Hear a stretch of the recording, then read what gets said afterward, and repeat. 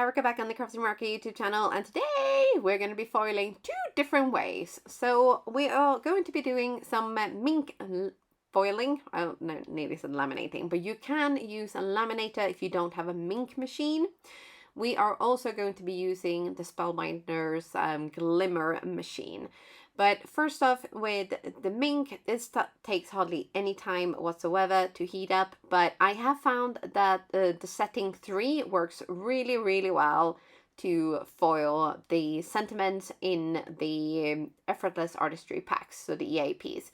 With the hot foil machine, I do feel like I get better results when I leave my machine to heat up, and especially when I put my plate on right away. So I just turned my machine on, I'm going to put my plate on, and then we're going to put this aside for the time being, and we're going to focus on the Mink foiling first. So I'm just going to get things kind of ready and set up, and this machine is already ready, so this one needs to go off and heat up by itself.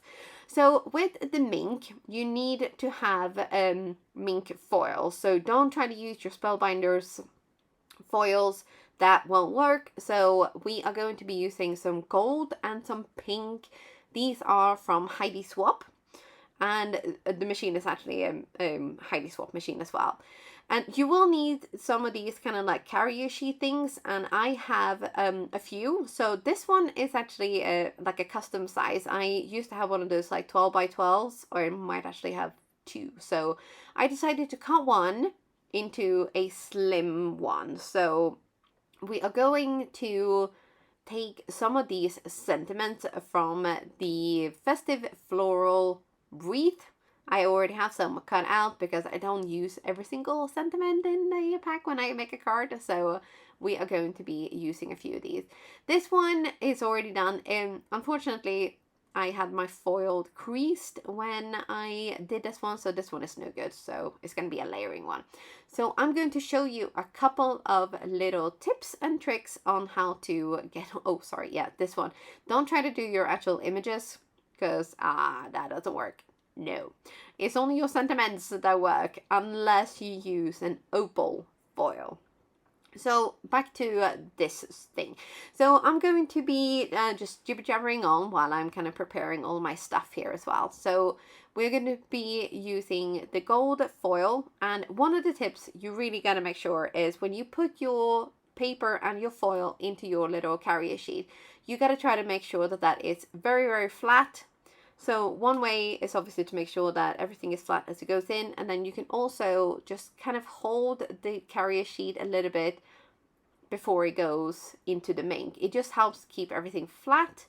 It works sometimes, not all the time, but I do feel like I get slightly better results when I do this than when I just kind of let it go on its own.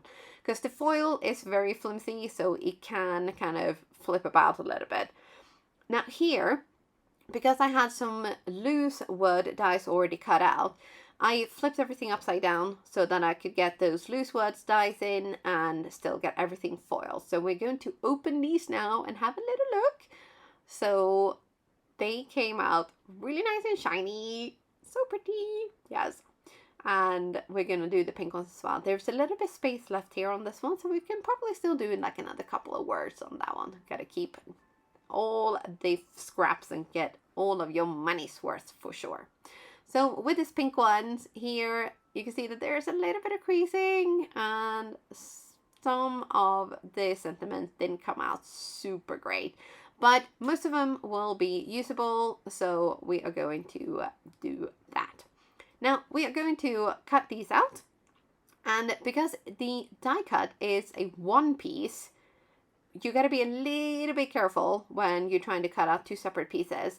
So a little bit of Post-it tape will do the trick really, really nicely. Just try to make sure that you don't put it on top of the foil itself, because sometimes depending on the adhesive of the tape that you use, you can actually rip the foil off. So we want to try to avoid that. Yes. And then we're going to run this through the die cutting machine, and we're going to get everything cut out perfectly in just one go, which is super cool. Such a time saver as well. So you just gotta do like a little bit of prep job before and then get everything perfect. So we have sentiments and we have some images and things like that. So we're going to do a background because we are also going to be foiling with the hot foil. So I decided to do a little bit of an ink blending experiment here first. So I'm going to trim this panel down because I realized it was just a little bit too big. And I'm going to be ink blending some salt and water taffy, and then we're going to do a little bit of an experiment actually to add some texture to this background. But first here we're going to do a little bit of like an ombre because I love my ombres. Yes, I do. Quite soft. And then what we're going to do with our abandoned coral, we are going to smush this onto the work mat. And then we're going to spritz a little bit of water, and this is a natural sponge. So I'm going to dip it into the abandoned coral sort of mixture, and then we're going to just tap that all over the panel. And because it is a natural sponge, it's got like sort of rough textures and things. So you're going to get like, it's not going to be like round, perfect blobs. It's just going to be like super, super fun. So we're going to set this aside to dry because we're actually going to hot foil on that later.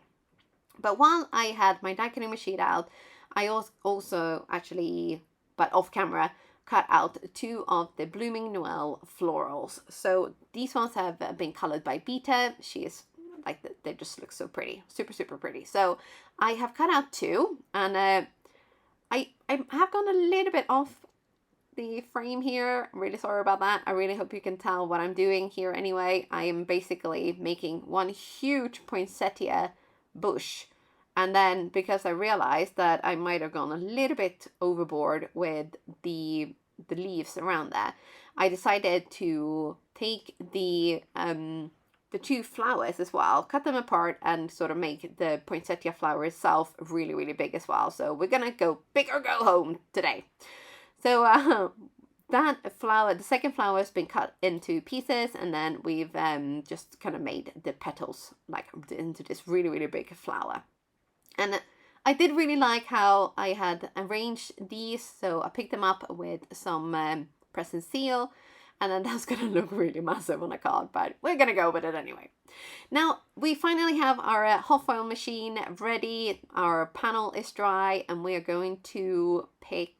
I wanted to use this champagne one, but then I realized, this bit is all creased. So I learned my lesson from the Mink foiling. We're probably not going to get very good results. So we are going to go with this Speckled Aura foil. This is a brand new one, so I will have lots and lots of fun to do. So we're going to cut off a piece, have it in perfect size. Or actually, I could have gone a little bit smaller because, you know, the hot foil panel... plate is a little bit bigger. This panel is a little bit bigger, but yeah, I was a little bit wasteful there, but oh well. Now off camera, I also did do another piece of foiling, and then I thought, ink blending, and this one is just very, very ombre. Here I was a little bit smarter with my foil, so you can see I'm cutting out a piece that is almost perfect to the A2 size. So this one is perfectly 5.5 by 4.25. So we're gonna use as little foil as possible on this one.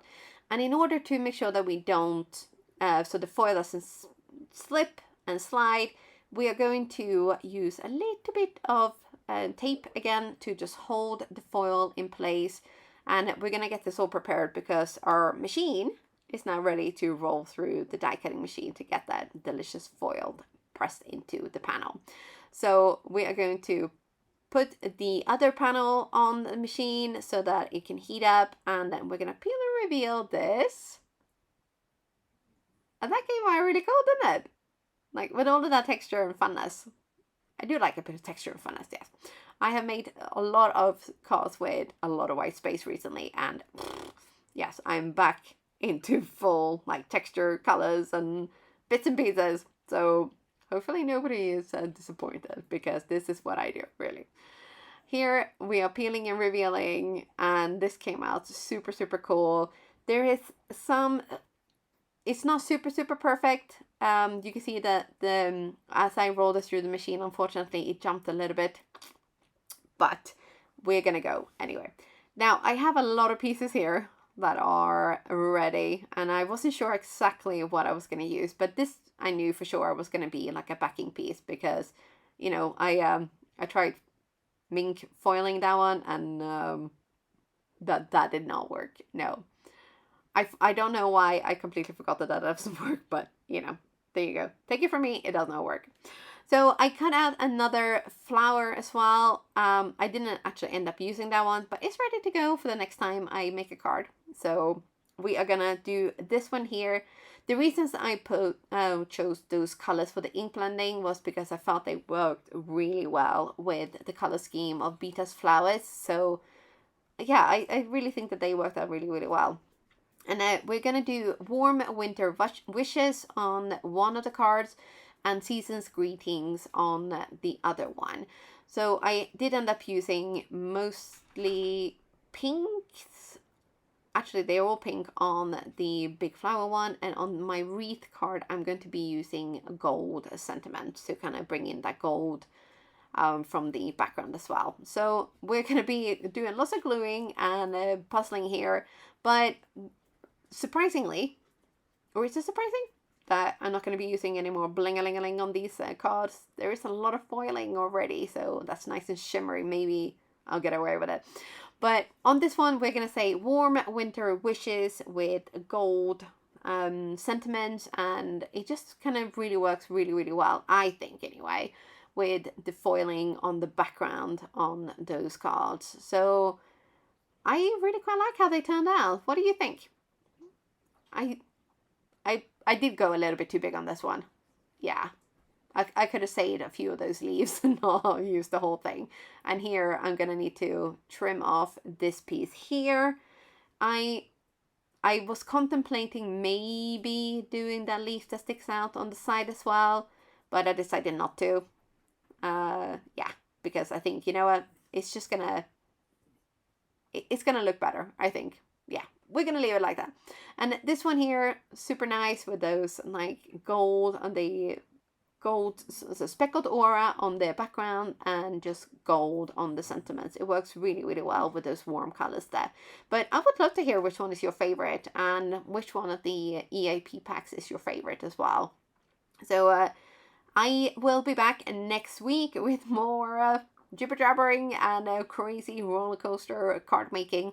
But I really hope you've enjoyed this video, and don't forget to subscribe to the Crafty Meraki YouTube channel, leave me a comment, and I will see you very soon again. Bye for now.